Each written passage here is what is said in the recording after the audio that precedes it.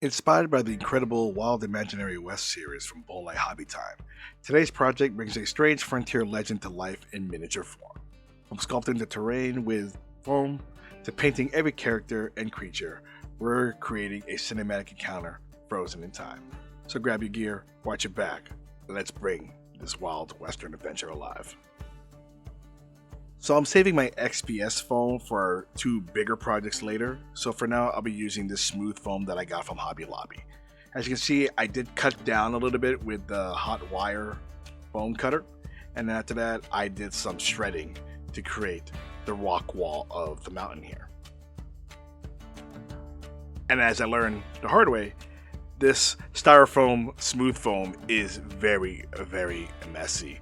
I also was wearing a respirator because you don't want to breathe the stuff in. But yeah. So as you can see again, I am using the wall frames that I've been getting from Hobby Lobby. These are really amazing to use. I'm also trying a new series of this building dioramas out of the wall frames and then placing it on my wall because it saves space. And it looks pretty cool. After that, I built a big hole right here for the cave entrance of where the saber-toothed tiger's lair will be. The idea is that the cowboy and the Native American scout were just traveling through this rockery area, and they had this random encounter with the saber-toothed tiger. As you can see here, I balled up a foil to make some rock terrain, and then to make the smooth area to create the... I'm trying to figure out, I saw it in a video, just to make the rough look rocky, instead of using a natural rock. And after that, I put the texture paste here that I got from Monument Hobbies, and then spreading it around the map. It's another way of not using plaster or paper mache or sculpting, which I do have. I'm going to save that for the bigger projects. For now, I'm just using this texture paste to create the sandy area, and I'll be adding some rocks and more sand to give it more of a desert looking feel. As you hear, I'm just smothering it all over the rocky terrain.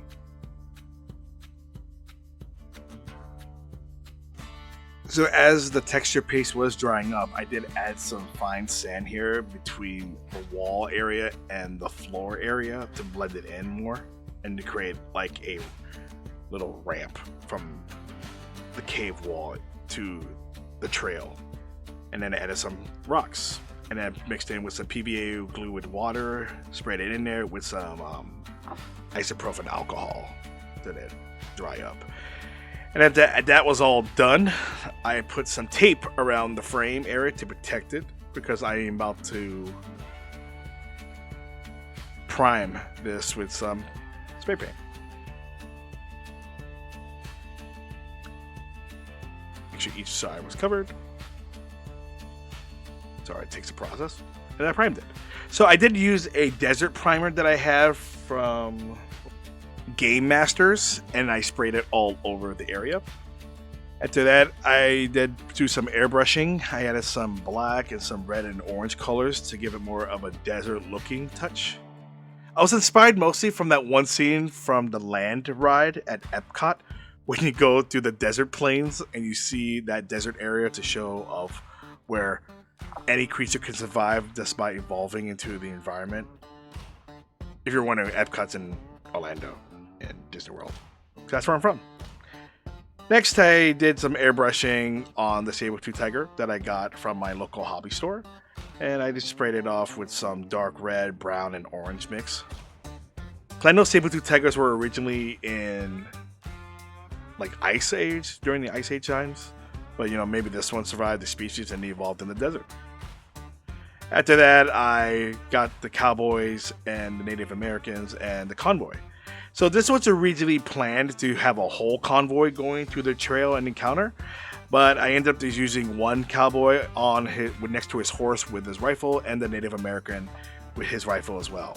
I used everything else that's on that video right now you'll see in the next coming project, which is another Wild and Imaginary West encounter that I used into a book nook. That'll be coming up next after this one. After the miniatures were finished being painted, I then removed the masking tape that I used to protect the frame from the primer. And we were ready to go for the next part, which was adding the miniatures into the diorama. I first added the cowboy with his rifle pointing at the saber-toothed tiger. And then after that, I added the Native American scout next to him. And then next was the horse. The horse kind of reminded me of that one movie that, oh God, what was that name of that movie? It's The Horse. It's about a horse. It's an animated movie. I used that color scheme for that one. I can't remember the name of the horse. Of the movie. Blazer? Anyways, I painted the sides black, and the diorama was done. And here comes the cinematic glamour shots. Enjoy.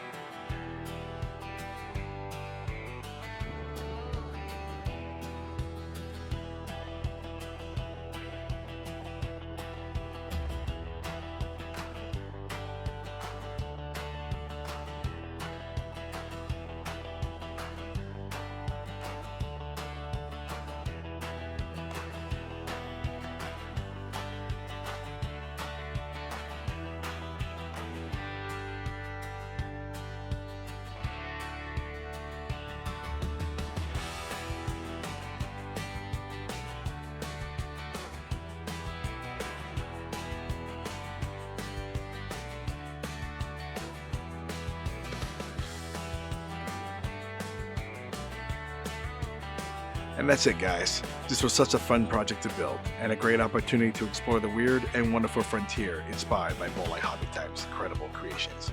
If you enjoyed the build, be sure to leave a like and subscribe, and let me know what you want to see next. Thanks for watching, and I'll see you on the next adventure.